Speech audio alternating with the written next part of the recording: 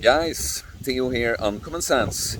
Today I want to share a few tidbits on how to best combine training, nutrition and fasting. So, first of all, a lot of people that get into fasting, they think a little bit too much about fasting. They probably think some about the nutrition, what they're gonna be eating as well, but then they think too little about the training. Training is very important for everyone.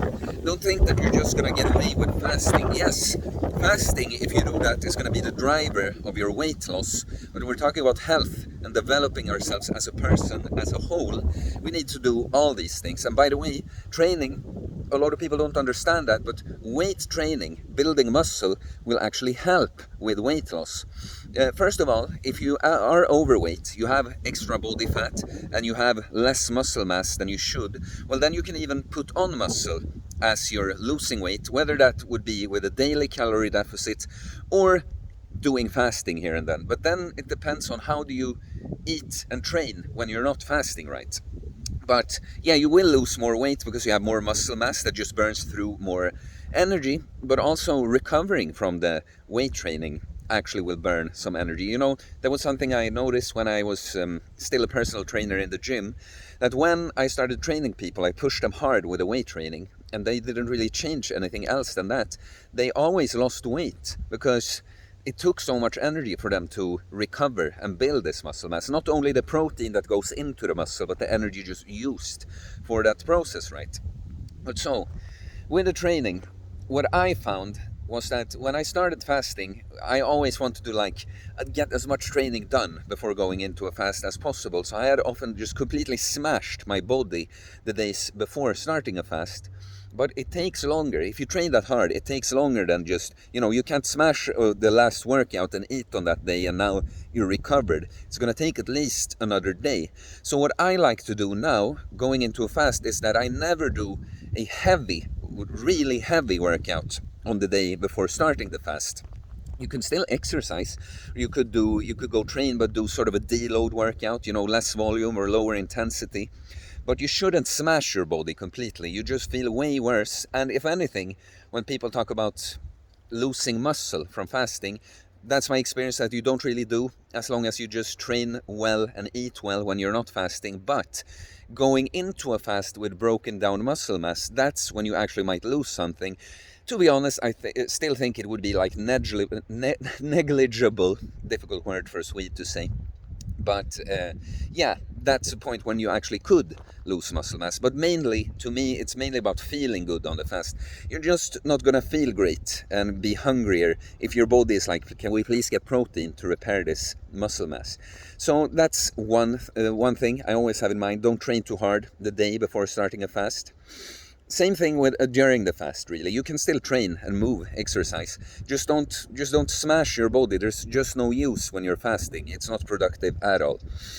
Okay, so when you break the fast, I like to train on the day I break a fast, but you're of course going to have less output. You have basically the same strength. It's interesting how little strength you lose from a fast, but you just don't have as much in the tank. You die out much sooner.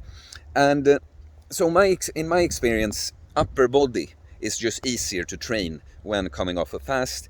So I always, whether that will be like actual full upper body workout or just a push or pull, but I always program for myself and clients so that they train upper body on the day of breaking the fast.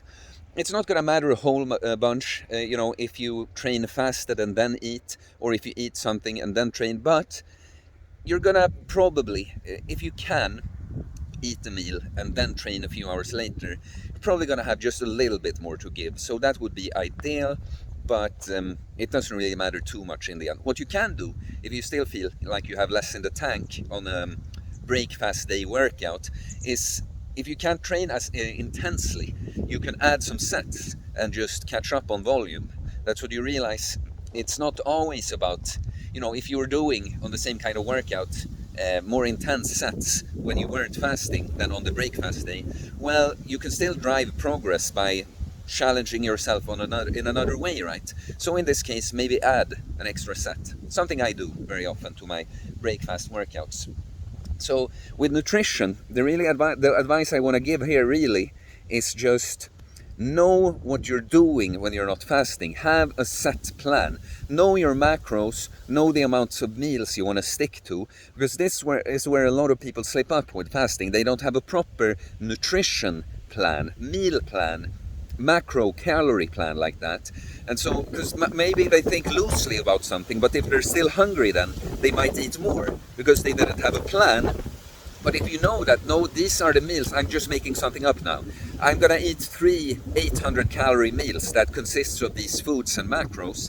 Then if you eat the meal and you're still hungry, it's still easier to stick with that because you know that now, but this was it, you know. And I am losing weight, I'm gonna maybe have to feel a bit hungry, but now you don't have that, like you're not open even to going. So more like, of course someone could fail still, but you're making it easier for yourself to stick to something when you know beforehand that no matter what, this is what I'm gonna do, right? So this is what I did, for instance, when I cut after my giga bulk that I keep bringing up and telling I never do again, never bulk that hard again. But 1 year ago now, basically, I did a fast, but I was in sort of a slight deficit on the days I was eating, and I was hungry then.